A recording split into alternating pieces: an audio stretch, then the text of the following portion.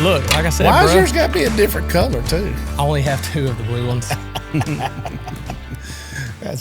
Yeah. It's because it's white. He wanted to be the captain. No, I actually only chose it when I came up here earlier today to set it up. Which I always wear black. Black is just about the only color that I wear. And so I was wearing gray and black's about all I wear. So I was wearing black, and I'm colorful. I wear everything. You look colorful. I'm colorful. I wear everything. We all know that he's colorful. I'm colorful all the way, but I ain't that kind of colorful. Yeah, I don't know. That's why you sitting across from me. That's why William said he wanted you sitting by him.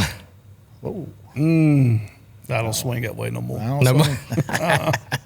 We're joking, boys and girls. All right, we are rolling. Cut that part no, we ain't cutting it. It's live, baby. It's live. That part think about how much that Garmin Guru channel is about to grow. I just lost 20,000 subscribers. But you're gonna gain about 50. Yeah. Go ahead, Mr. Garmin Guru. Well, first of all, thank you for coming. I'm absolutely. very glad. I mean, you're a part of the team on the podcast stuff, and then Mr. Whetstone. I mean, you do this with us, but you're more family than a part of the team. You're still part of the team, but you're family too. Yeah, so we love and appreciate you. We're glad you came on. But absolutely, Trandy, what's going on, brother? Tell us what we're doing. Well, we talked about this. We've been talking about trying to come up with something for Spotted Dog to pass along, like an educational type series, right? Whether it be hunting, catfishing, upland bird hunting, like you love to do so much. Chasing big old crappies, which he's good at, chasing bass. And instead of just telling people and saying, this is what we do, we want to try to bring the information to you. We got this big old TV back here, and we're going to have a bigger TV too. We done talked about that too. I'm working on it. Yeah, but we're going to bring it to you and actually show you video, show you the information instead of just having to picture it in your mind. And we're going to do a good job explaining for the podcast audience. But being able to bring, we're going to have to work on all the kinks, get them in there. He just wanted to show off his big buck. I didn't either. He wanted to show off his big buck. But working off, we're going to try to show off all the techniques and everything and really bring it to you in a way that I don't think has ever been brought to before. So, one thing that I am excited about, just for everyone tuning in and checking it out, a lot of people, most people, they're going to listen to all of our podcasts instead of watch them, which is fine. Like that's right. Who has an hour and a half to sit there and watch a video? But you can break it up, and that's why we do the shorts. And actually Ryan, he's killing it. He's doing a great job with that. Right. But if you're listening and you want to watch an episode, Spotted Dog podcast, just look it up on YouTube, have it. I know Garmin Guru, if you're not subscribed to either one of those, Spotted Dog Sporting Goods or Garmin Guru, you absolutely need to. So we'll be posting this and getting it out. But again, if you typically listen to it, you can watch it here on YouTube or over there on YouTube and check it out. But one thing I'm excited about is being able to go and show exactly what you're saying. Right. And it's going to evolve some. So we have the traditional podcast stuff like we have now. We have the headphones, the mics, the board, everything else. The next one we may, like you said, sit on bar stools around the TV, looking at different maps, looking at Onyx, just checking out different things, looking at different stands, bows, arrows, talking about all that. Right. Putting it up on the TV for not only us to look at, because I can go and edit that in on post, but it's easier and it's interactive with everyone if they're watching it here, and we'll have some wireless mics. It'll all change, but I think it's going to be good because we're going to get some different views and to really be able to see. Because a lot of times you may say, "Well, I like my screen a little bit more on the clear side." And I don't mind the artifact. What is artifact? What is what you consider clear? Yeah. What is what he considers clear? Right. And some of the things we've been talking about is what big crappie look like on the screen. And now we're going to be able to see that and learn even like, hey, he's a crappie master. He's doing the thing. He's going to show us how to find crappie. And we're going to try to follow these fish when possible. And as this time of year changes and they transition, we'll be back doing some more episodes and try to follow these all the way into the wintertime, the spawn, and then hopefully get back around. And we're going to not only do that, we're going to follow it on some Navionics charts or some, charts that's got the Blake maps and everything on there, but we're gonna talk about some Livescope, talk about some settings. We're actually gonna look at some real fish catch, some stuff today that he filmed just today. We're gonna talk about all of it. You're gonna be able to see it as well as hear it, and I think it's gonna be awesome. Yeah, it's gonna be really, really good. So you were out there. You were on. Were you at Darbone today? Maybe. Here we go. Here we go. No, look, man, Darbone is it's a public lake, and I don't care who follows me, watches me, whatever. There's plenty of spots on Darbone. Yeah. You know, but I'm gonna tell you, when I put in, there was 2 trucks in the parking lot. When I left, I was the last one leaving. So it's no pressure right now. Yeah. But it's hot, dude. Ooh. It's about 2,000 degrees. It is smoking. But you know, being hot on the water is different than being hot doing something else. Yeah, it's hotter. It's worse. Nah, I don't know. I can jump in that lake though and cool off. You know, it's not bad. And I ain't done that in a long time. I might not be able to get back in the boat. Look, when we fished the Majestic, that's what you got power poles for. Yeah, no Let them joke. lift you up. Yeah, when me and Nick, my brother-in-law, when we fished the Majestic last year, we were out there and we were at the back of. It's called like Hog Road or something. Hog Pen? Hog Pen. Yeah, we were back there at the back of Hog Pen. And let me tell you something. That's not a place you want to go swimming a whole lot at all. You want to stay in the main lake when you start swimming. It was 3 or 4 o'clock that day, and your boy, I had all I wanted. Like, it was so hot I didn't want to eat anything, and I had nothing but water and Gatorade and like liquid IV and that kind of stuff in my system. And let me tell you, your boy swam for a little bit that day. Oh yeah. So I don't know what all was watching me, but I'm sure it was a lot. It don't matter. So, all right, let's get into this. Where do you want to start at? Well, all right, so let's paint the picture for everybody. It's August. Yep. It's 113,000 degrees outside. No, it's 100 degrees today, for real. Water temperature, what would you say today? 88? It was. It hit 88 today, 88 and a half in some spots. So what we want to try to do is we're going to try to educate the people.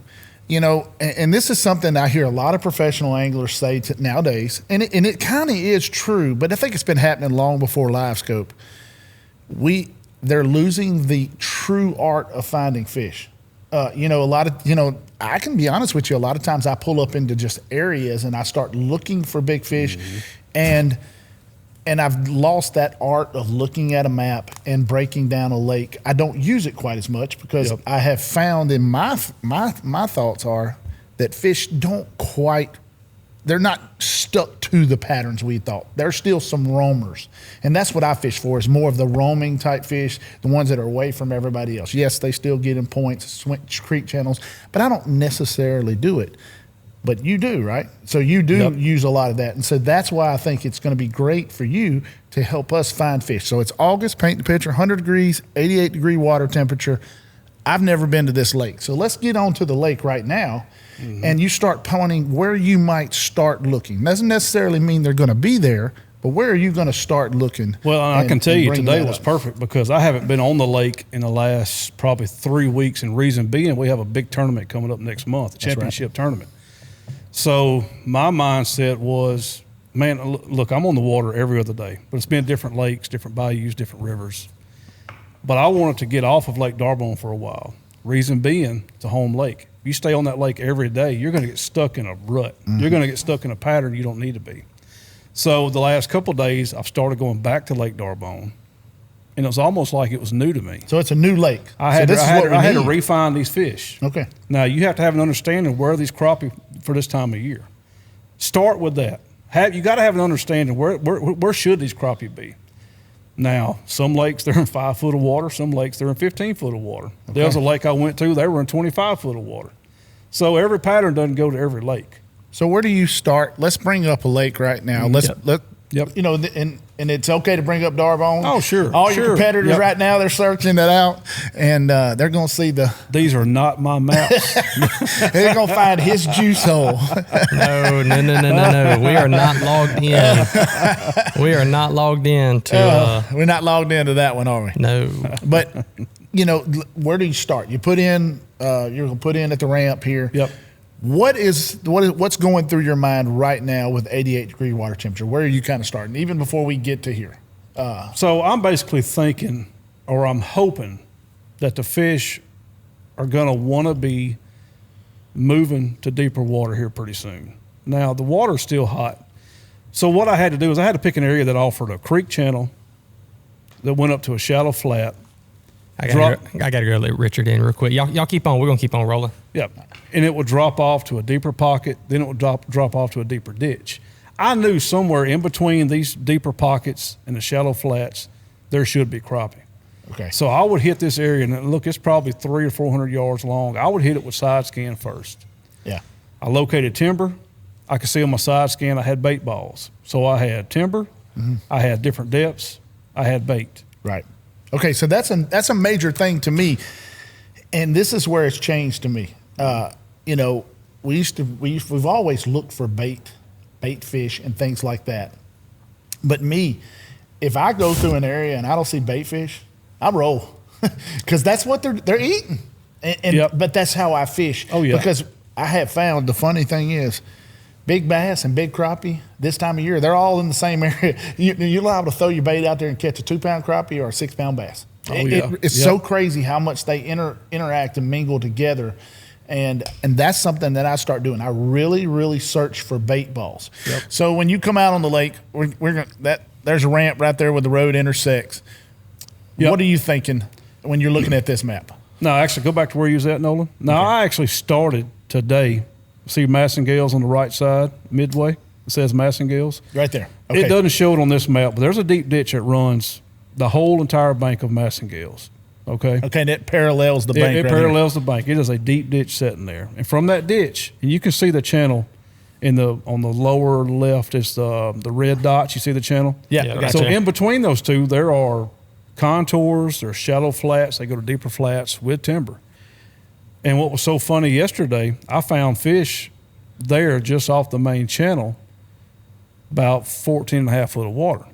But you had to run this contour line. If you got a 15 foot of water, you wouldn't see a fish. So that's where the mapping really comes into it. Oh, look, mine's detailed. I have my mapping detailed. I broke colors down to every 1.5 feet to 2 foot. Yeah, and you can do that on the absolutely. Garmin. On Garmin. You can do it on your Active Captain. And it makes a huge difference. And it's that important. So when you're set up front, let's talk about your setup up front. Mm-hmm. You have a map display. I lost something here. Did you? I lost something. I'm back now. Yeah. I'm back. Okay. Yeah. So you got a map display. Does it sound like I'm here? I turned your headphone volume down a little bit. That's what changed. That way you'll hear when you're talking out of the mic. All right. So let's talk about the setup. So you use maps an awful lot when you're trying to stay in that zone and look. And if you noticed, if you would drift outside whatever color you had set up, say red for 14 to 15 foot, if you drifted outside that color, that's when you would lose the fish or get out of the fish? Well, not so much even the color, but just the contour line. You can have different contour lines in the same color. And why does a crappie go from being 14 and a half foot of water and not being 15 foot or not being 13 foot? I have no idea. But I have a 16-inch screen up front, and above that I have a 12-inch map screen. And I use it for backup for an LVS 34 if I want to go from a 32 to a 34. But that's a totally different podcast. That's a whole different world there. But we don't get in that one yet. But yes, I do follow my maps because even the last tournament we had this past weekend, I was following an actual ditch in this lake that led to a shallow flat. And the ditch was no wider than probably 20 foot, 30 foot in places. Okay.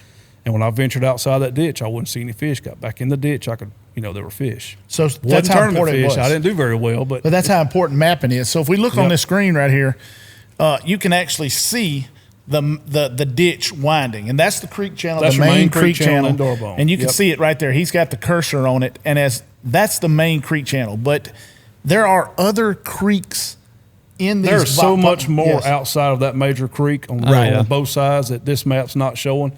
But when you get your maps and you make those major and minor changes to details to the 1.5 feet, 2 foot contour lines, the colors, when you make those, look, that stuff pops. What map card do you use in your? I've got actually 2 map cards, 2 different screens. I've got an 8610 on the dash. I'm running the Vision Plus, the new one. That's the new one, yeah. Yep. And then the one up front, I have the one before that, just a standard. I don't. Vision, I think. I think the Vision. Yeah. So, but I don't find myself using maps because I told you I've kind of drifted away from concentrating on those, and I've kind of got myself into where I just start looking. But then recently, I had a guy named Tommy Sawyer. He got me. He was like, "You need to get the Google Earth map because on the app on your phone, because it shows histories from the last 25 or 30 years, so you can see droughts and different things, and that is a huge tool." I have drained many a lakes. Well, and by doing that, here's the crazy thing: I would be catching fish, and every time I'm out fishing, I use I mark it every time I catch a fish. I mark it. I just drop a fish emblem, fish emblem, fish emblem. And then I got to pulling up my Google Maps because some of these ditches do not show up because they're just, and I would find that my maps, the fish would always be locating on these maps. So I'm starting to get back into using aerial photos and mapping. And even on, for example, I'm fishing Bussy Break a lot lately because it's close to my house, which was crazy because 2 months ago you couldn't get me to go. I don't know what happened. But you've been mad at them. I've been mad. I mean, in the wrong way, like mad, like I ain't going to Bussy. I'm mad at them in the other way now. That's all that son of a gun's been serious. doing. And so I've been using the quick draw contours and making my own maps. And it's in making, because a lot of these they do not have maps. Nope. And so I've been making my own maps, quick draw contours. Humminbird has it also, but it's a good feature for making maps into places. And I'm learning more and more how important those different depth changes are. But you are way better than that. So we found it now. I mean, and look, these are different. That aerial photo can be as important as anything because trying to get it where it'll actually load and trying to figure out. It's a brand new iPad. It ought to load. It's Google. Google does not like fishing. Well, and this is probably going to change, be updated this year because they're going to do the lake drawdown starting in September. So that's a good thing.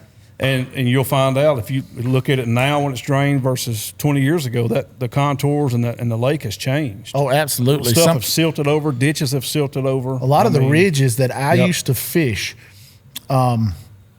I had a gentleman taught me how to fish and taught me how to fish Darbone, and he was talking about the ridges. One of the best I've ever seen on Darbone. We would go back and he'd say, "Man, I used to kill them on this ridge and I don't get a bite because it's not there anymore." It's not there anymore. And the ridges are not there, or the stumps that were on top of the ridges are gone. They've walked, they've dissolved over time. Storms have beat them to death. And so it's a lot different. So that's where that history type changes. So here's what I'm thinking. So now we've kind of got an idea of what you're seeing on the maps. Do you have some side imaging that we can look at where you've went and looked at it? And let's see what bait balls look like on there. And we'll take a look at bait balls, and then we'll go to that next step. Now that you kind of know the areas, and you can look at that and see some side imaging photos, because people want to know, what does bait balls look like on side imaging? We know what they look like on Livescope. What do they look like on side imaging? Let's take a look at that. I think that's something we're going to try to walk these through. And now we know that they're in 14 foot of water in August. Well, I say 14, but they was talking about we're starting to make our way to the deeper haunts and get ready for that winter transition. It's not as far away as we think it is. I mean, and they're going in that direction. Am I right on that? Well, for some reason, it's not going to let me send it to him.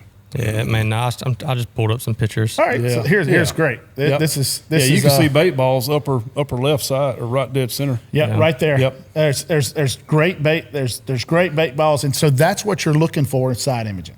Yep. And I'm looking for structure. Okay. I'm looking for bait balls. I'm looking for maybe something different in the bottom. Go back to that picture you just had. That's a good image. Yeah, I saw that. I was like that. Yeah, it looks like one of my images. I'm pretty sure it might be one of my shots. I've shot. I'm serious. All right. So what I see here is I see a creek channel. I know y'all can see the creek channel too. The darker area running upper third of the deal. The darker area with the bright edges. That's a creek channel. And where are those crappie located? Right on that on that edge of that channel. But you've also got some structure or cover on the side of this creek channel. And that's important to see too, so you want to start to locate those areas. So now we have found balls of bait fish. We found them. Okay, you kind of getting the depth zone. Don't pay attention to this depth. You're getting the depth zone we know they're in. You have found bait fish, which is very important. Fish are going to be where the food is. Oh yeah, absolutely. Let's say you pull into an area and you don't see bait fish, what do? You just keep going, this is really odd because it's going to depend on what I'm doing. And if I'm tournament fishing, and I'm saying this because bait balls in an area that's got a lot of bait, you're going to have a big concentration of crappie. Or if you do find them, there's going to be a lot. But there's going to be a lot of eater crappie. Your bigger crappie, just like your bigger bucks, they're going to be on the outside edges away from the bait. We've talked about this in bass fishing. Even your bass the same way. We've talked about this in other podcasts with bass. That's going to change for me. If I'm tournament fishing or fun fishing, it's going to determine where I'm looking. Yeah. If I get in this area and I see a big concentration of eater crappie with all the bait and they're chasing them, this and that, you're probably not going to see tournament fish sitting there. You want bigger fish, you better start looking at the outside edges. Start working to the perimeters. Start working out. And we've talked about this before. Me and Michael, we always, you see all these hunting shows, and this, wildlife is the same with bass, crappie, bucks. They always setting up on a stand. I mean, on a trail. How many times do you ever see them shoot that big buck on the trail? He's always in the woods behind him. Yeah. And we got Richard over here off camera from Spotted Dog. He knows how to kill them big bucks. Don't let him lie to you. We're trying to be quiet over there. He ain't gonna look up for me. Well, I relate crappie fishing to deer hunting so much, it's and really, because just talk about deer hunting. If you're deer hunting and it's during a rut and you've got 5 or 6 young bucks chasing a doe, you don't hardly ever see that big buck with the younger ones. He's going to be off by himself, watching and looking. He's close. Right. But these big crappie are the same way. If you got a big concentration of little crappie and little juvenile crappie or whatever, eater crappie, most time you're not going to see the big one sitting there with them. That's the same way with bass. And when I see, if I'm looking and I'm live scoping an area and I see a lot of little fish, I start looking to the edges because the big ones kind of just hang back and they wait. They don't use a lot of energy. They don't like pressure. They don't like other fish messing with them. They just like to chill out. Crappie are predominantly a lazy fish. Lazy.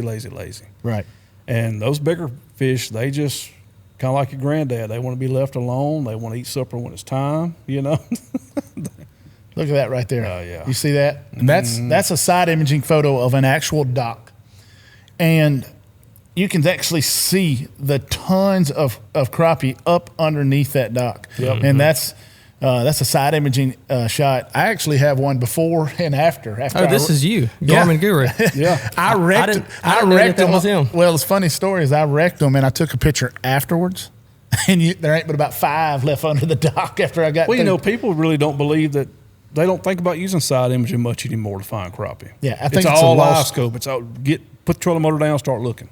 Man, you can locate crappie with side imaging, and then you know where to start. I see beds on the left. I see the piers. I see crappie up under a boathouse, around the piers and the cross members. You can see the cross members running right through the crappie. You can learn a lot by using side imaging. So not so much darbone, because I don't usually when I'm fishing darbone, I'm with you and typically you know where to go. But when I'm going by myself, a lot of times I go to Caney, catch some of the big old black crappie out there. Oh yeah. But what I do, I'm no great fisherman at all. Y'all both know that. But I love to tinker with the electronics, and what works best for me and my early stage of trying to crappie fish, I'm going to look at the topo lines, kind of like what we've been talking about. That's the first thing I'm going to do. I'm usually going to call you and be like, hey, what are they doing roughly this time of the year? And you're going to say, well, you probably need to be looking depending on water temp for this kind of depth or in this area or whatever. And I'm going to go and I'm going to find that on the topo map. I'm going to go have my side imaging and down scan on my console.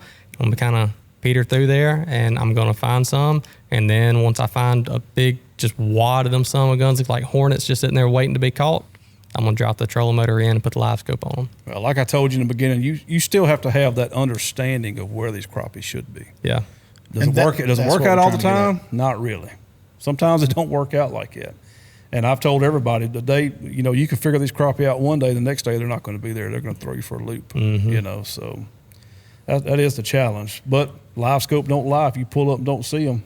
All right, so now let's go. All right, so we've located them on a map, and we've talked about creek channels and using the topo lines and using the colors on your charts, which is real important. I mean, you're using all these tools together, and you can even do a lot of the map work, especially you with tournaments. You do a lot of the map work sitting on the couch. I do it at home in my driveway. That's right, yep. And you do a lot of it doing that. That's important. You can do that with hunting.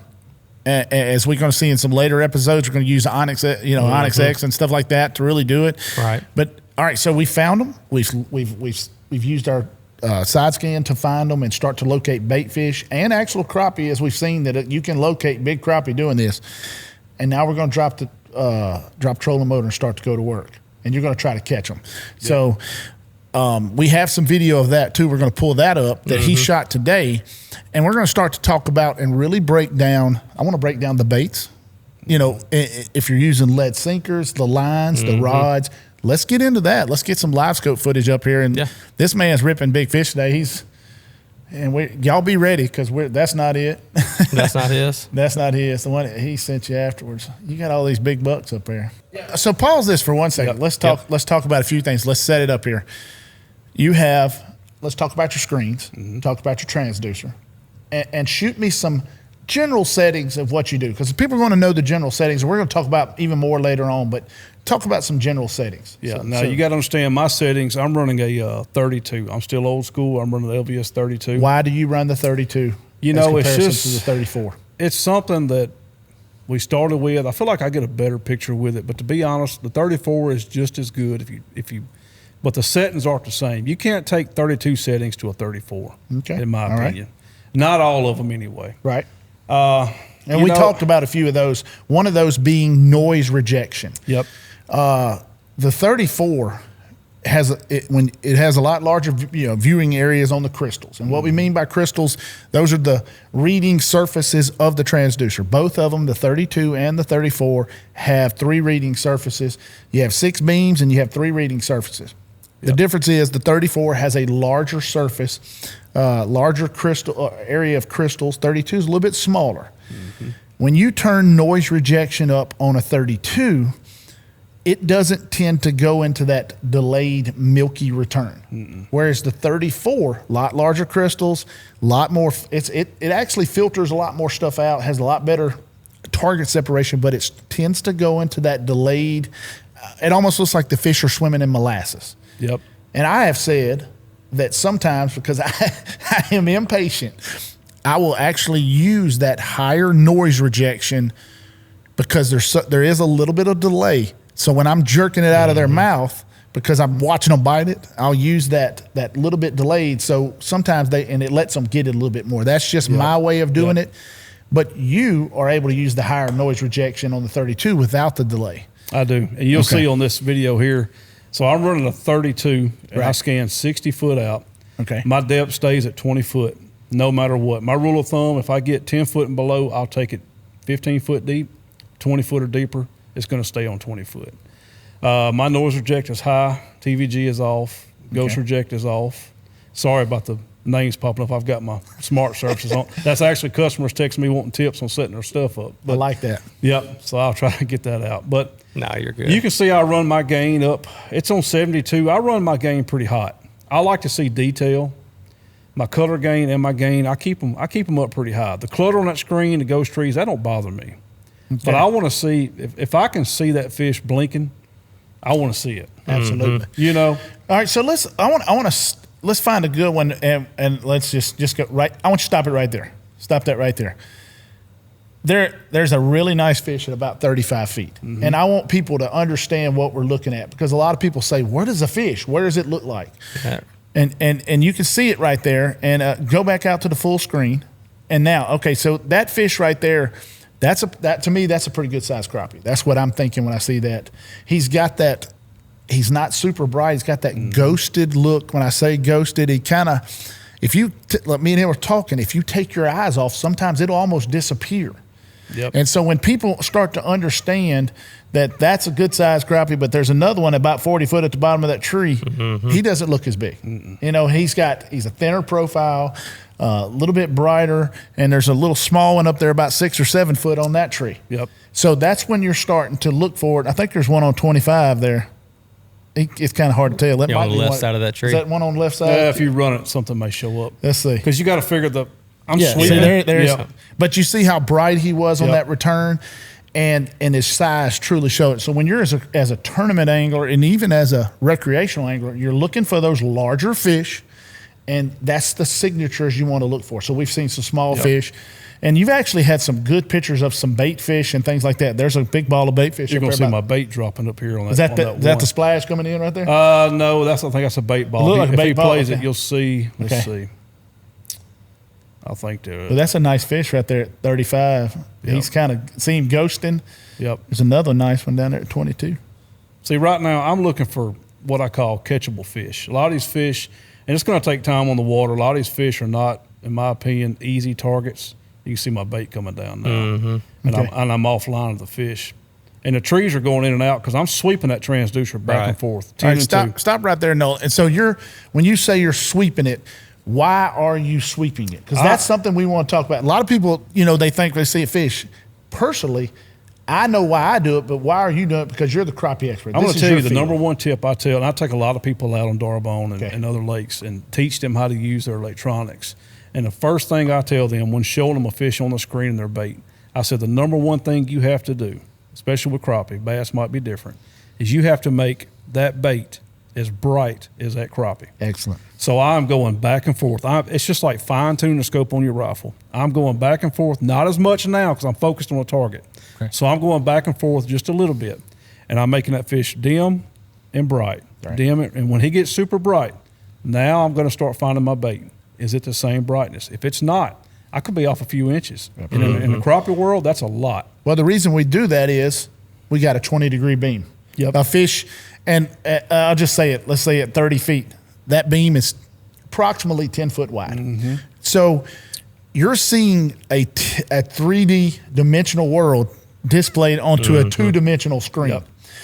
So if you see a fish, let's say at 30 right there, he could be on the left side of the screen, or he can be on the right side of the screen. And so by sweeping, you're finding that strongest return. You'll find where he disappears and strong, and where he disappears, so you can get that perfect alignment and make that bait presentation. Am I right? And you're going to see it here. I'm casting here. Okay. There's several fish I had to make, 2 or 3 casts and it don't take me but a second, and I can realize if I'm off by an inch or two. That's right. I'm bringing that bait in as fast as I can, and I'm repitching. And I don't know if this is the one, it may be the other video, but I'm pretty sure I catch that fish on a tree. But you've got to go back and forth a little bit, and you've got to make that fish. When he is super bright, he is dead center of your transducer. And then it's all up to you making that accurate cast or that drop or whatever. Okay. So it's all about getting the alignment perfect. And so when you're going, see how that fish right there at 25, that's a really nice fish. You see him kind of ghosting there. You want to go back and forth, sweeping and understand that the 20-degree beam is your friend, but sometimes it can be your enemy, especially when you're talking about because of a fish. Now, a bass, I've seen that you don't have to be quite as accurate on the bass. No, because bass are easy to catch. Anybody can catch bass. Yeah, right. Well, so that's what I'm saying. I like the shade. Keep throwing it. Keep throwing it. So we're doing. So let's talk about this. This time of year, what baits are you using? So today, I'm going to tell you how I started today. I started with a 16-foot, it's a HH Tsunami, and I had a 1/8 ounce hair jig on. Actually, a hair jig, I cut the tail down because typically summertime you want to use smaller baits on crappie. So I started with that. The fish were getting a little bit spooky today because water was hitting the bow of the boat, little bow splash. Darbone, if you know anything about Darbone, these fish can just get crazy spooky on Darbone. Okay. So eventually, I caught a few fish long poling, but eventually I went to a 6.5 foot casting rod, and I was casting a 1/8 ounce lead head with a white curly tail grub on it. Just straight reeling and I bit that curly tail grub in half, so I made it really. I kept the tail, but made the body really just short. Straight reeling it. Yep, throwing it down, throwing it down. out. I'm letting it sink, and when I feel like it's in line with the fish, then I start working the bait. And what I love to do right when I get to the fish is I'll pop that curly tail and make it come up and dive on it. Yeah, I got you. It kills them. All right, so let's talk about this. You got a fish. We're going to call that a fish at 15. Yeah, you can play it. There are some catches. All right, so where are we reeling our bait? And let's make sure that we see it on the screen because we always hear 2 foot, 3 foot, 1 foot. Where are we reeling our bait in relation? Does it change day to day? Does it change season-wise? Absolutely. In the summer, do you get it closer, winter, further apart? Talk about that. I think that's a big deal. A lot of times you can run that bait, I'm going to say, foot and a half above these fish, and they'll go chase it and get it. Okay. Right now, during the summer, on Darbone is what I'm talking about. Look, I'm having to run that bait directly across their head on their nose. Absolutely. To get a reaction. I don't know if they're sleeping, they're just lethargic, I'm not sure, but they want it right there. And the water's not that muddy. Well, it's a cold-blooded animal in 90-degree water, so it's like sitting in your It's 90 degrees on surface, but what's the temp where they're at? Yeah, you know, they used to have them a long time ago. Remember, you used to drop them down to that surface, that temperature. You had a little probe. You dropped down, you reeled it off. My granddaddy had one of those. So that's a difference in what I see in back. You know, when I first started, there wasn't a lot of videos out there. I mean, when we put them out. And you would drop your bait down, see how far it disappeared, and you would try to double that distance. And I did that forever. Mm-hmm. And what I found is what you were talking about. I have got to the point where whatever bait I'm throwing, I almost try to feel like I skim the dorsal fin off the fish. Yep. That's what I want to feel like, because when I get it too far, they tend to chase it. I kind of equate it to waking up a dog in the backyard.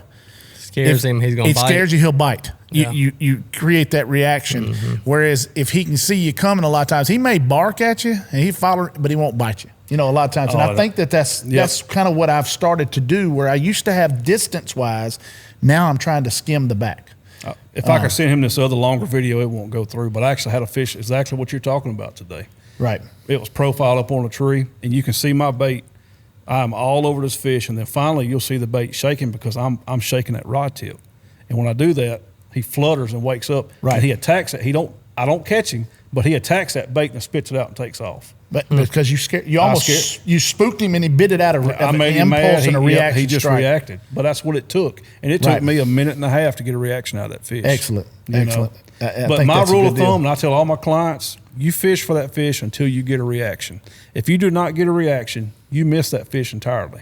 Okay. If he does not follow your bait, bite your bait, or leave the area, then you were never on that fish. And I hear people all the time, man, I'm right on him. No, dude, you're about 4 inches to the left. You're not on that. You're seeing your bait in the fish, but one's dimmer than the other. You're not on that Match crappie. The brightness. That's your number one tip right there. Match the brightness. I'm telling you. Excellent. I love that. Yep.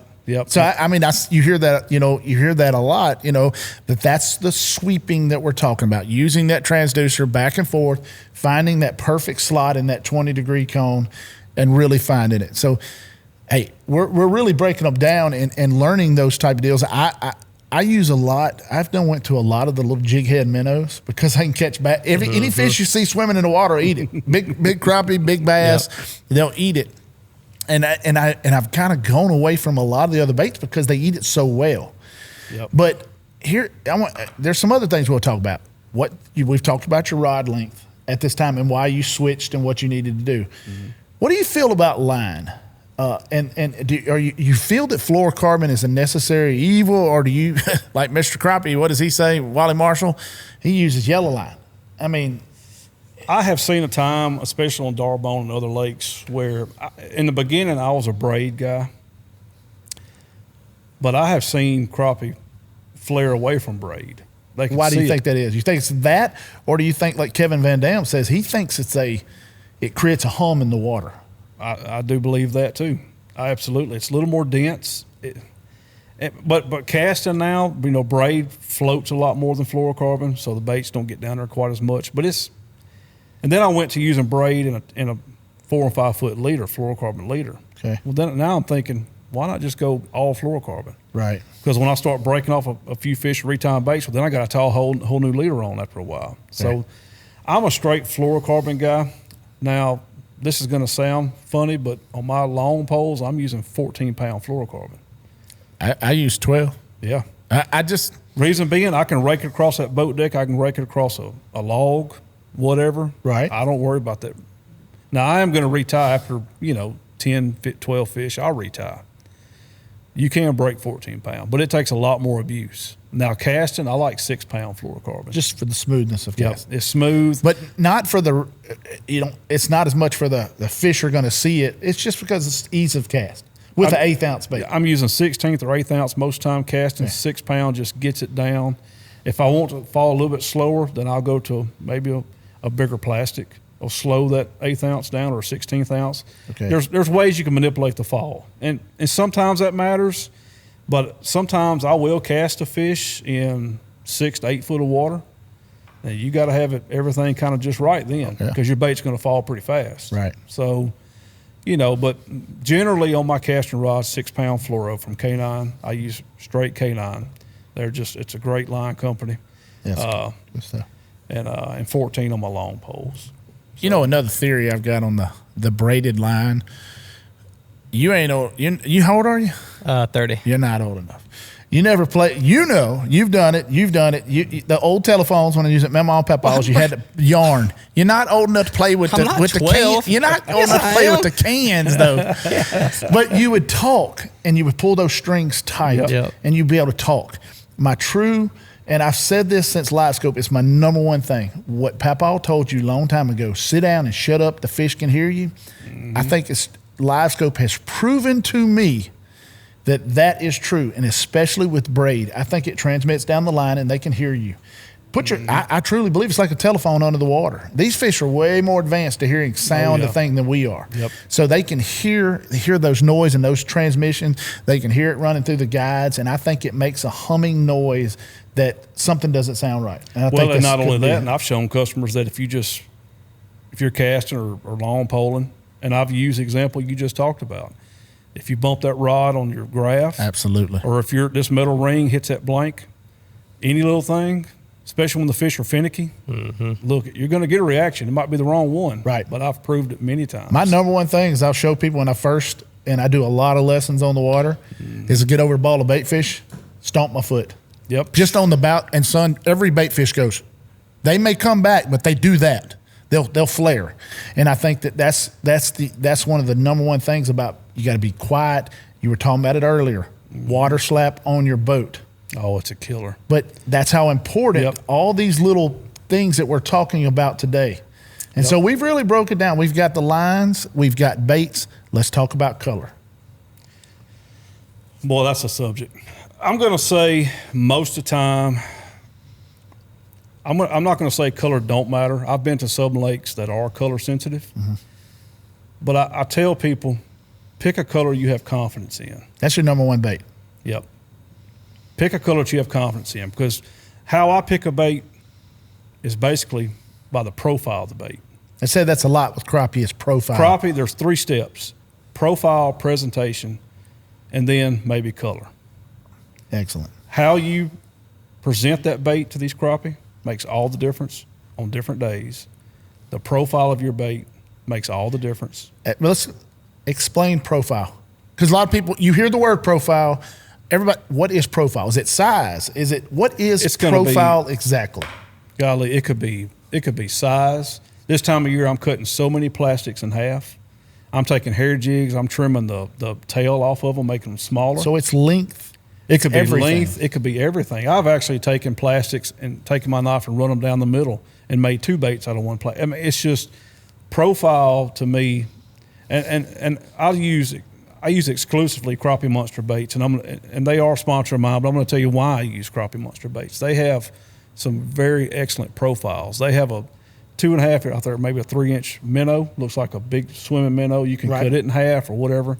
I mean, they have small fry, which is like a teardrop shaped deal with a tail on it.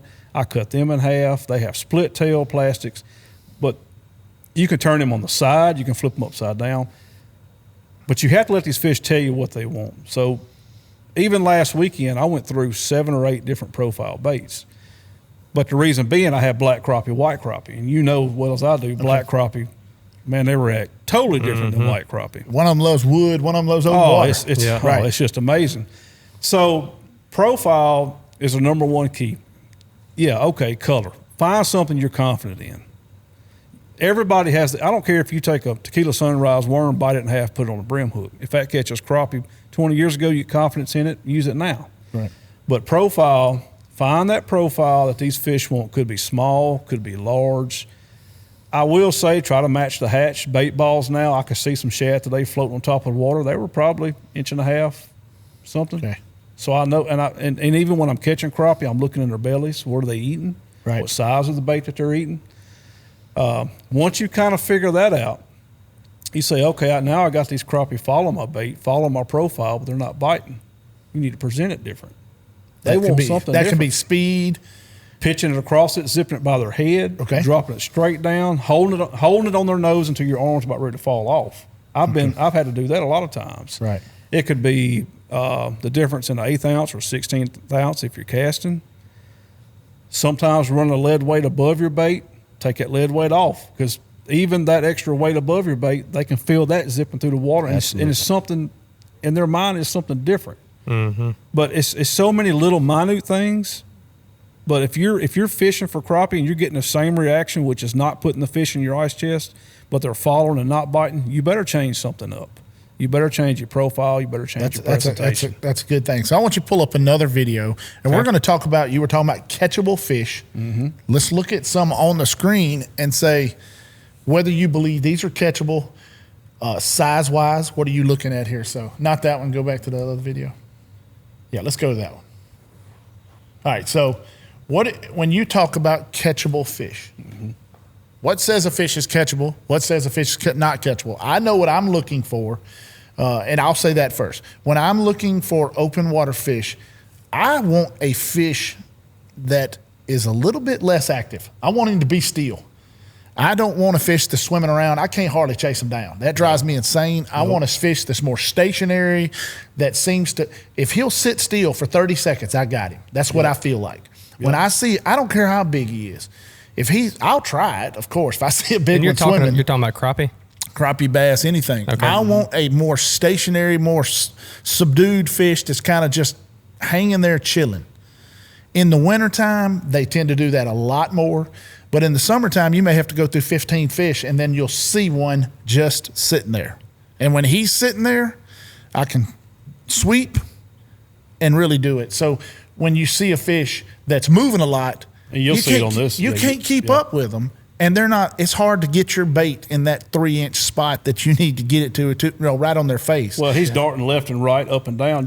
You've got one cast to make it perfect. Right. But he's moving by the time that bait So what do you him. say when you see a catchable fish? Let's play this video and see, like, for example, tell me a fish that you would feel. So you see the two on the bottom swimming. Right. I'm not focused on them. My attention's already on the 3 or 4 fish on the Even timber. though that's a nice fish down there swimming down. But I want meat in the box. I see that one at 30. You see him moving. He looks like that's a good fish. You can see almost a But you see these ones kind of hanging out around this timber at 20? Okay, yeah. You know? Down about 8 to 9 feet. Yep. Now I've got one diving, so I'm just going to let him just dive and do his thing. But I want a fish that is going to just hang out either in open water or on timber. Like that one at 21 feet there. You can barely see him ghosting. Yep. He's on a tree.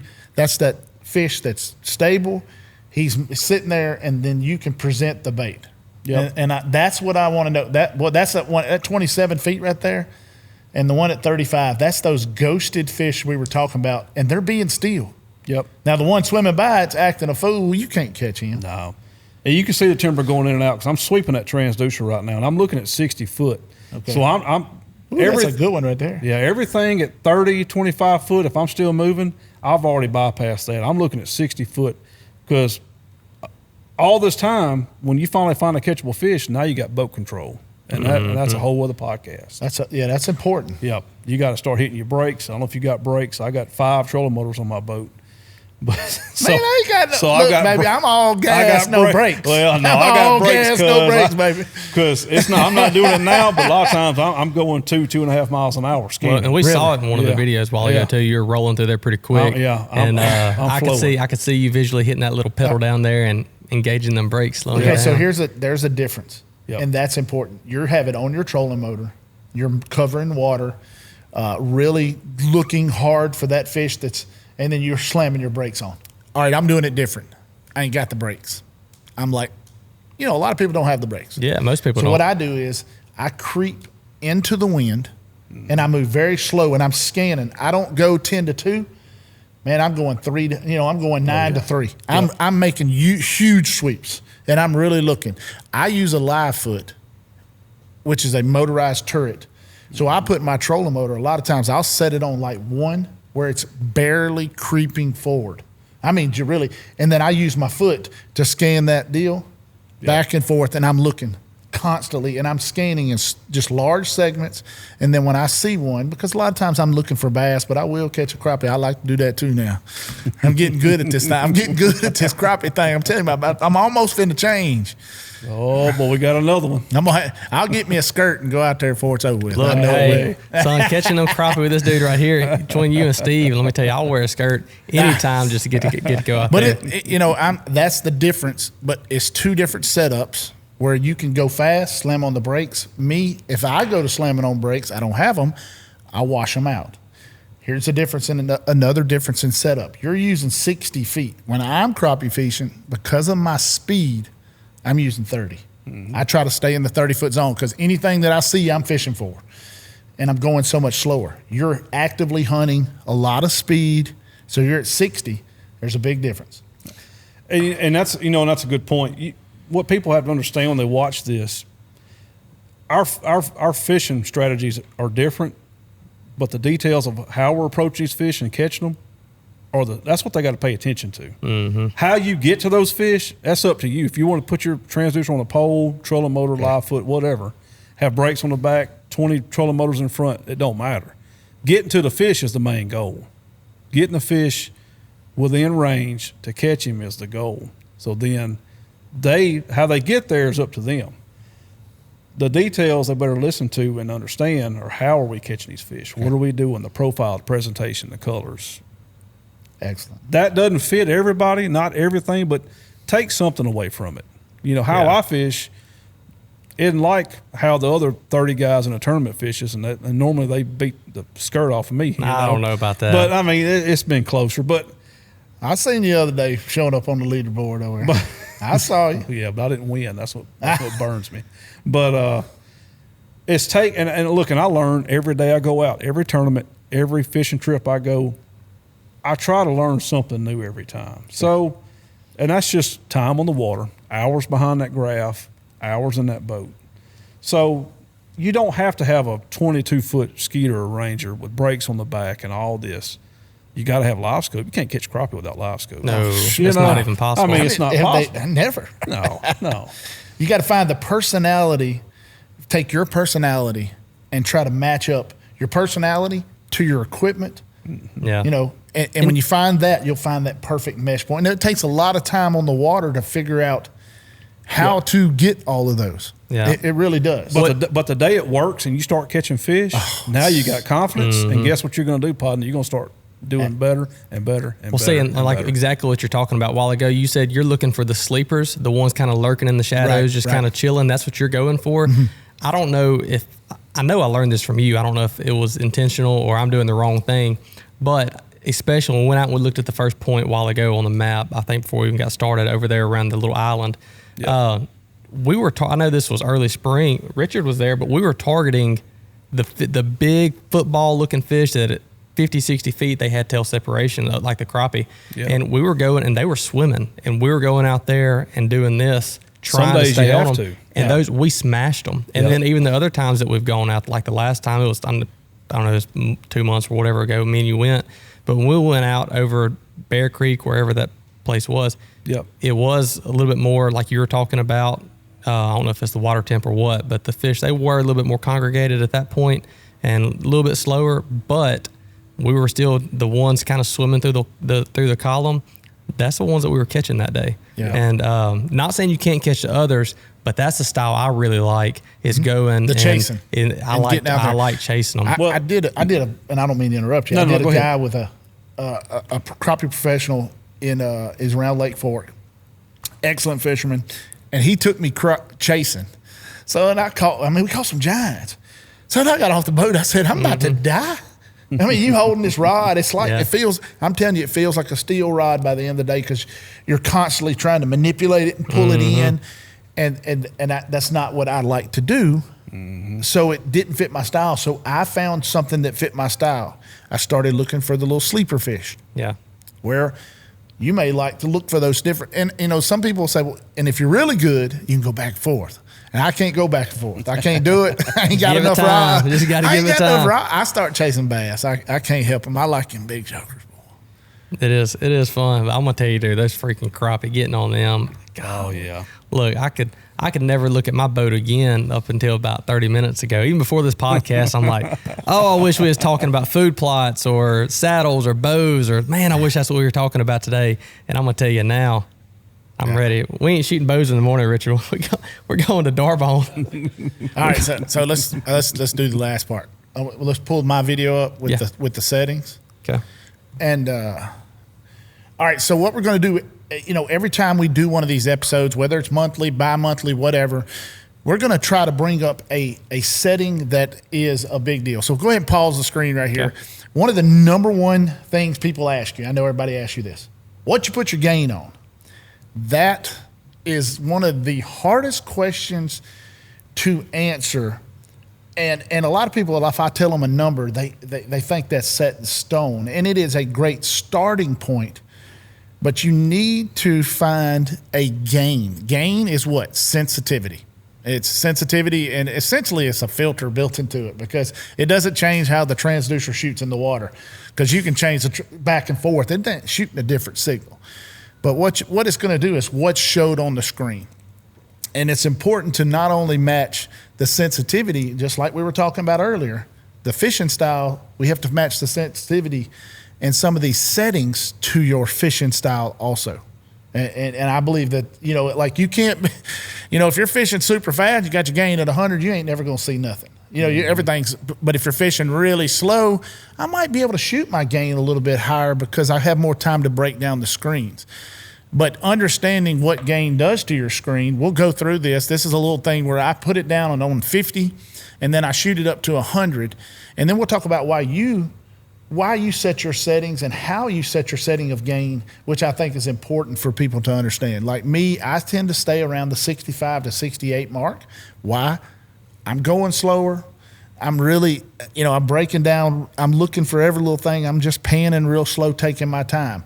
You may like what you said. You like yours a little hotter, but you're fishing a lot faster. Now, are you running a 32 or 34? I'm running a 34, yep. And I'm running about 65 to 68 on my gain. That's kind of where I stay. I've noticed that the more I learn about it, the more and more I learn about it, the less I want to pull. I pull my gain down a little lower. I'm starting where I used to be up around 70. I'm creeping to 64, 65 because I've got good enough to see my baits and understood more about Livescope that I'm creeping my gain down a little bit. I tend to like a little bit less filtering in terms of noise rejection and TVG. So you got a little bit busier screen, so I use a little bit less gain. You're doing that for crappie and bass? I don't change my settings really? much. What I change a lot is distance out. Bass, I tend to be in the 50, 60 just because of the way I fish. Yeah. And then crappie, I tend to stay in the 30. He said he stays in 60. Yeah. So that's two different fishing styles. He doesn't go below 20. But 20. The video, we didn't play none of those videos, but when I get a fish that I'm going to try to catch, I will actually bring it up to 25 or 30. Okay, yeah. So you're searching in 60. I'm searching at 60, but I'm trying to catch and then when you start fishing, 25 and 30. So I call it and we'll stop. This is crappie. I call the 20 to 30 my search zone. The 10 to 20, anything inside of 10, I'm dead. That's where you get into where he can hear everything you're doing. He can feel every movement you're trying to draw your pole up on your shoulders. I ain't got no poles that long. Feed it to the back of the boat. Yeah. So this is 50% gain.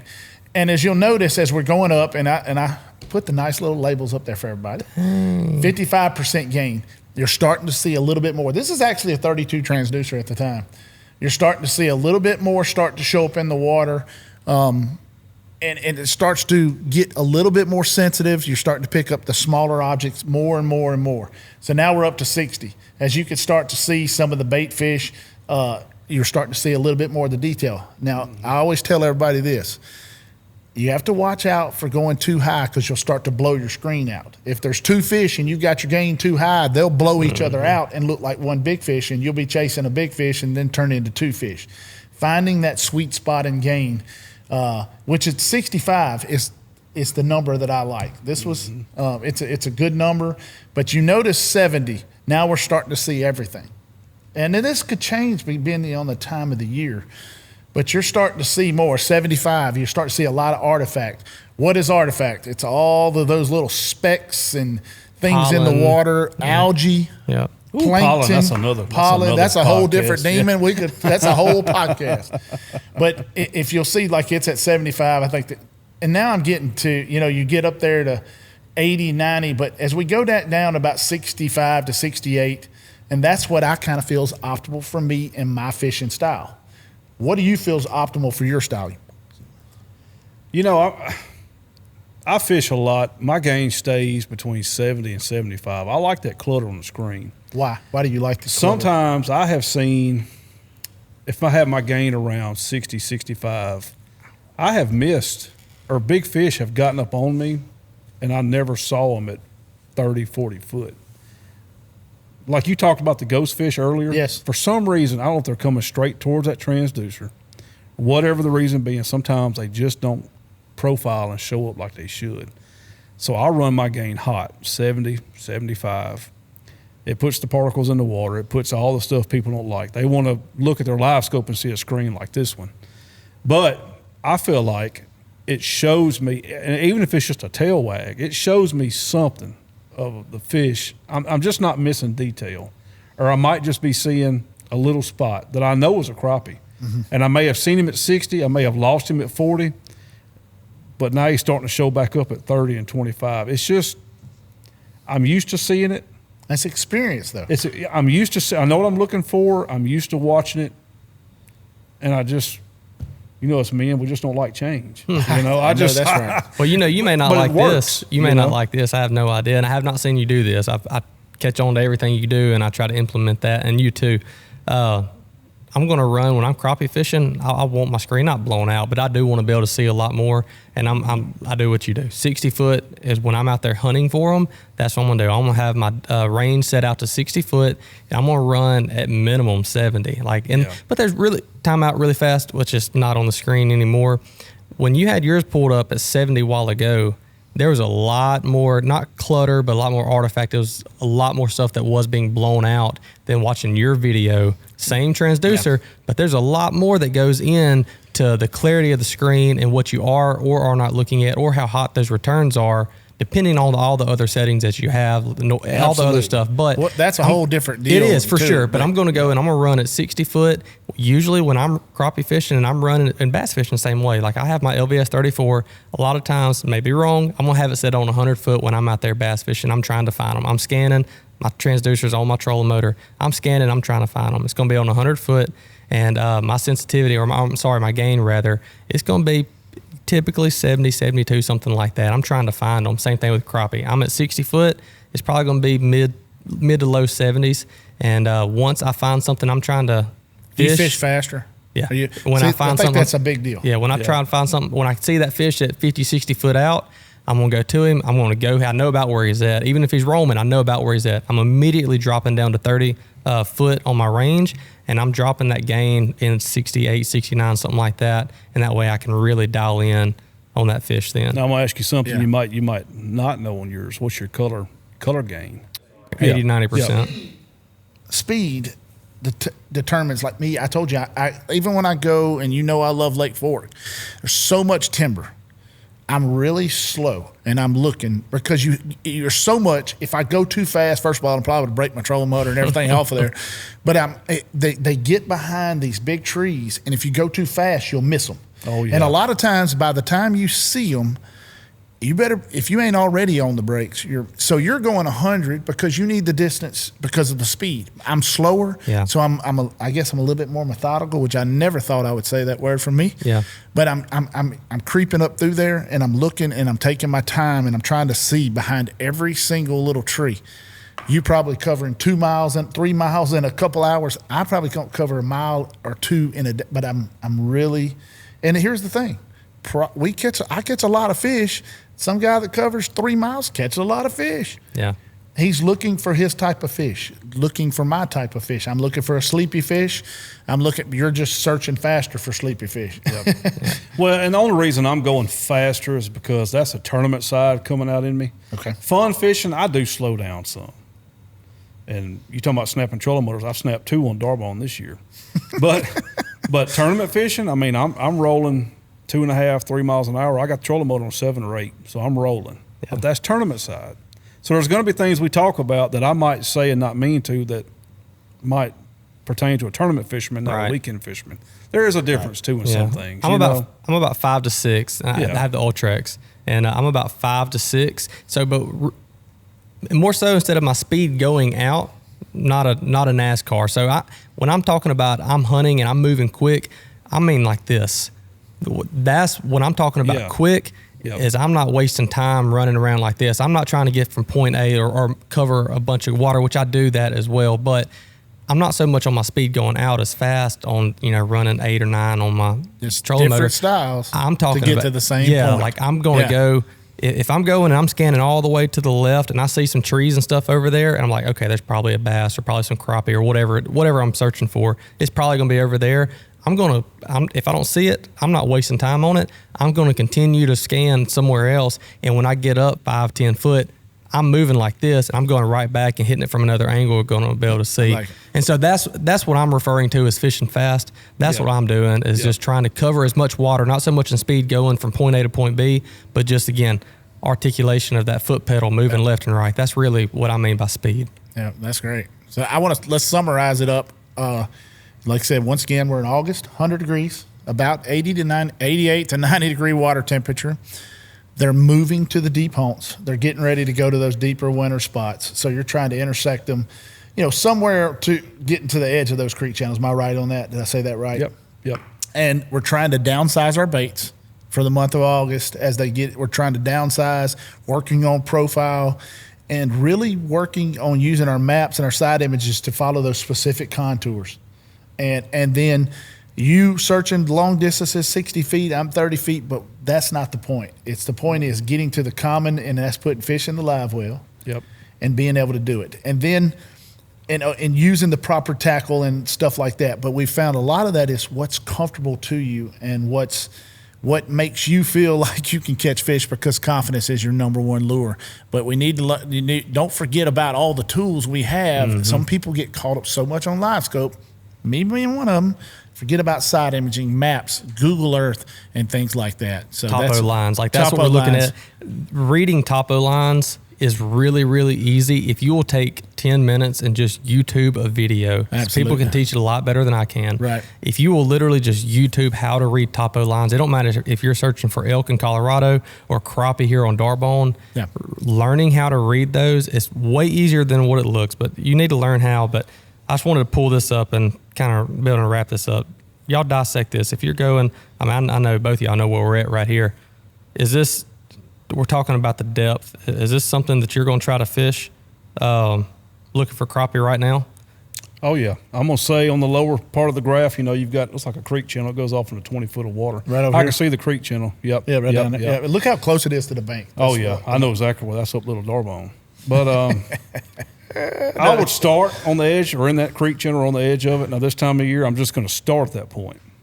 Now, the wind may dictate which way I'm going to go, but I'm going to actually feed in across that flat from deeper to shallower. Yeah. And I'm really going to be aiming towards that deep pocket you had a picture of around that island, too. So going, being able to feed. So that's how you would go through this, is you would start somewhere right in here using your side scan to all right, I know roughly what the depth and what the contour is doing.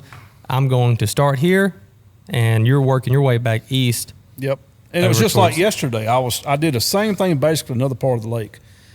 I didn't find fish in 20 foot of water, didn't find them in 18 foot of water, didn't find them in 15 foot of water, but I found them in 14 and a half. When I got in 13, no fish.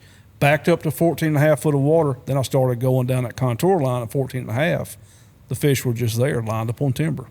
Why? A foot to foot and a half difference made. That's crazy. Made all the difference. Did you adjust your maps after that? Did you get in there and try to put a colored contour to help already had them adjusted. I knew that contour line was there, and once I found it, I marked it and I started running that line, and they were just there.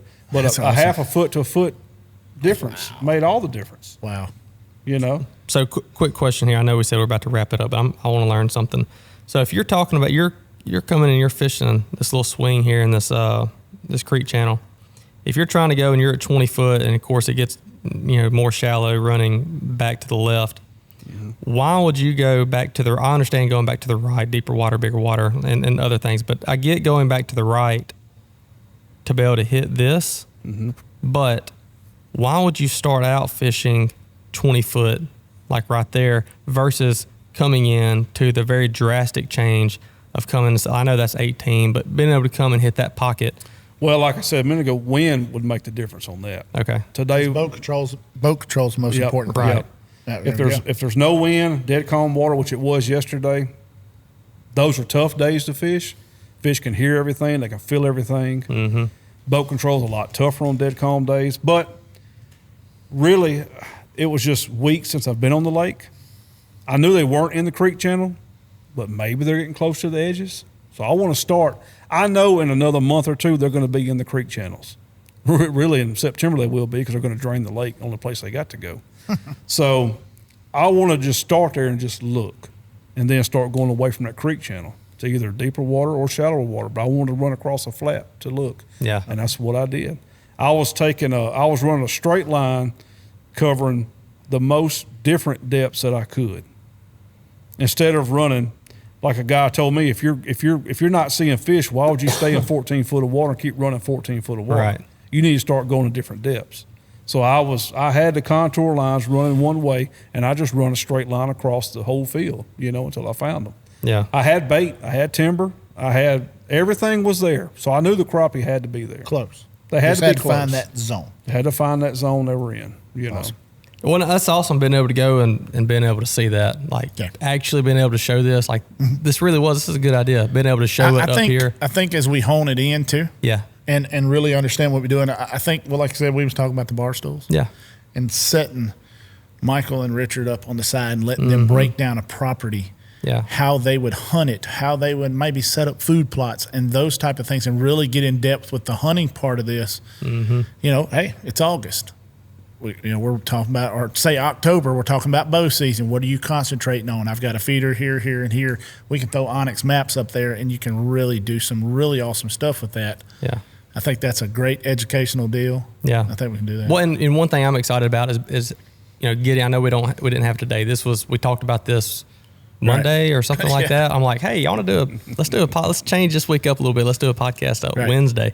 But getting some product stuff. I don't know about y'all, but I love watching YouTube, especially instructional kind of things. Well, when I'm doing that, and if I go and see, they're using this camera or this piece of gear or these arrows or whatever it is. Well, not arrows, clearly. Buying them from Spotted Dog Sporting Goods. Of course. But whatever it is I'm looking for, there's going to be links, like their affiliate links or whatever at the bottom. To square them up. You can click that in the description of the YouTube video. And so that's what I want to be able to go and do with this, is not only just have nothing but $2,000-$3,000 graphs like Garmin graphs sitting up here, but some of the weights like you're talking about, go in there and we can put in the description, these lead weights or little grubs or whatever you're talking about. Here's a link to them at Spotted Dog Sporting Goods, and you just click on the link. It's time code. We talked about this at 14 minutes and 21 seconds or whatever. And we can find all these products and products that'll fit you. Yeah.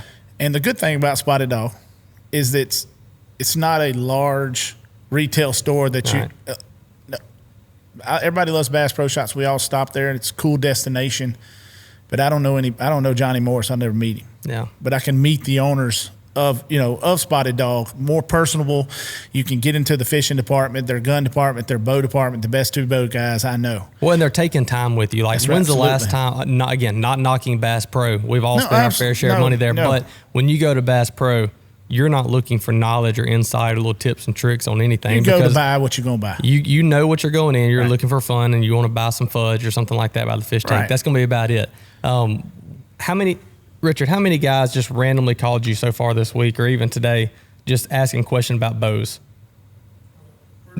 A lot. There's no, it can't keep up when there's no telling. And it's not just the bow department, it's the gun department about suppressors, even the fishing stuff. They're going to call and they're going to have a question. And you call your smaller shops, your mom and pop shops or little family owned ones, those are the ones you're calling because they're the ones who are actually going out there hunting, shooting the arrows you're asking about, fishing with the baits that you're asking about. I used to call it the barbershop. The barbershop? I just call it the barbershop. He knows that. You just come in and you start talking, and you start talking about hunting, and then you see a guy over there putting a bow on, and he's got sight or he's holding a sight, and then everybody's helping everybody, and that's what you're going to get different than you get everywhere else. And that's what Spotted Dog's got. All your fishing stuff, they got all your bow stuff, but they actually got people that. That's their job. Yeah, they know that's what they're talking about. And there's no knocking other stores or large. Those are people passing by on the way to the next job. Mm-hmm. These are people that are professionals down there doing it, have a lot more knowledge of the products. Richard's been doing bows since the first bow come out. I mean, seriously, that he actually built it. I think. The first stick and string. No, but when you're talking about somebody who's been through all the changes of back when we used to have teardrop strings. making those strings. And then, Matthews and Hoyt and all those, and he has the knowledge of them, and he knows what works, what doesn't. And you have fishing people that know people that actually fish and do those things, and that's where the best thing. And Spotted Dogs, and their website is pretty legit. It's new and it's legit. Well, I'm going to tell you this really fast. Yep. So one thing that is awesome is Richard. He is down there building his bows, and he's running the store. And they're doing, him and Michael. They're doing all that. He's not getting out to go chase bass or crappie, but he has guys right here that do. And same thing with me. Like, I'm not out doing it all the time, but I'm up to date on what's going on because I'm able to talk with y'all. Most people, which I know you can, but you're not out there putting your number out there for everybody to call. You'd have 1 million phone calls a day. And so, I get a bunch of messages. Yeah, you get a bunch of messages. But my point is he may not be out there doing all the crappie fishing or the bass fishing or whatever, but he talks to people on the daily that are out there doing it. And he's still in the know. And so that's the kind of information you get when you deal with that. But yeah, the website, it's up, it's killing it, it's freaking awesome. Legit. We have a Hoyt. Have you signed up for the Hoyt giveaway? I saw it advertised. I shared it on my Facebook you didn't sign page. up? Well, I just shared it today. Oh, good Lord! I shared it for people to start doing it because I want that Alpha X, man. Yeah, that's legit. So you need to sign up for having a giveaway. You ain't winning crap. You don't sign up, son. Is it $2,500 worth of stuff? It's a little bit over $2,500. Wow. Yeah. Wow, that's awesome. You get everything but the arrows, but it's a 2024 Hoyt Alpha X30 in the Origin Raptor camo. It's pretty slick. And anyhow, it'll let you shoot that doe off that island. It's awesome. Slide out there and get it's awesome. But again, it's over $2,500, but it's got a $500 sight on it. Right. Almost $300 arrow rest, $200 something Hoyt quiver, front bar, back bar, everything. But go to SpottedDogSportingGoods.com and you'll see the banner at the top, enter boat giveaway. Click that. All you got to do is put your name and email address in there. There is an option for your phone number if you want to receive text messages about this or another giveaway or promo later on. You can, but it's not required. But your name and email address is all you need. And Friday the 13th in September. That's just enough time to get it sighted in and get it out and get Kansas, ready for it. It's right before Kansas opener. But I wouldn't know nothing about Kansas opener now. Come on. But it's going to be awesome. Giving the bow away, it's going to be really good. So make sure to go there and sign up for that. This is fun, guys. It's really good time. I think this is going to get. I think as we hone it, it's going to get better. Yeah, it's pretty good. What do you think? Was it good? You got to sit back there and watch it, kind of as a viewer. He said he's ready to buy a boat, Livescope, everything. He's been saying that when. Yeah, but I think as we do this and it changes. Yeah, I mean, I'm telling you, I was excited for this one. I'm so excited. Do you have Onyx maps on there? Yeah. Pull up Onyx, and this is my thought process on this. We can kind of stop quick. this. That's the deer. There's your bow right there. Yeah, there it is. There it is. But if you pull up Onyx hunt, just imagine if we got this and just go into it. Just pull up a random area. I was trying to with the aerial photo. Let me see. Oh, there we go. Hold on. Yeah, look at that. Hold on.